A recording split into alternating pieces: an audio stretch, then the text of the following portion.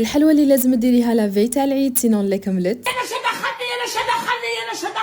نشا دخلني صدقيني من قوه اللي بزاف بنينه اللي ياكل حبه يقول لك زيديني. ديليس الجنواز حصري ولا نخليكم تشوفوا وانتم تحكموا. في ريسيبيون نديروا لا مارغرين سكر كلاصي حبه بيض ولا غون تاع سيترون من عند عطور الجزائر. نزيدوا لا مايزينا نخلطوهم شويه ومن بعد نزيدوهم لا فارين حتى نحصلوا على عجينه طريه وما تلاصقش في اليد. نروحوا نفاصونيهم في لي مول تاع لي باركيت تاعنا ونحطوهم في الفريجيدير. اونتر طون نروحوا نخدموا لا جنواز تاعنا ولا الموسكوتشو اللي فيها 6 حبات بيض، نص كاس سكر، نص كاس حليب ونص كاس زيت، لا غون تاع السيترون، كولورون جون مغرف تاع خل ولا فارين وان باكي لا ليفور شيمي. نديروا لا فارين ونشوفوا حتى تحصلوا العجينه خفيفه هكا باش تجينا طريه وهشيشه، ونروحوا نعمروهم في لي باركيت تاعنا. ندخلوهم للفور على درجه حراره متوسطه، نخليهم حتى يحمروا بيان ونجبدوهم، نخلوهم يبردوا، من بعد نروحوا نعمروهم بالكراك ونافا تاع لا سافور. هايل هذا الحشو بزاف بنين بصراحه. كنت راح نعمرهم بلا كريم او بور، مي كي دقت هذا الحشو او ماي جاد قلت ما كاش كيفاش لازم نديرو. حليت هذيك الطبقه الفوقانيه كيما شفتوا في لا فيديو، عمرتها بالحشو، من بعد بلحتها ورجعتها في الفريجيدير تبرد شويه، من بعد جيت كلاسيتها شوكولا سيترون تاني من عند لا سافور. فرانشمون لي برودوي تاعهم سون مانيفيك، سي با اون كولابوراسيون. تعرفوني كي تعجبني حاجه نبغي نهضر عليها، والفرحه كملت لي كي لقيت لي كيسات كيما لو تام اللي راني داراتو. وهذا هو الغاتو تاعنا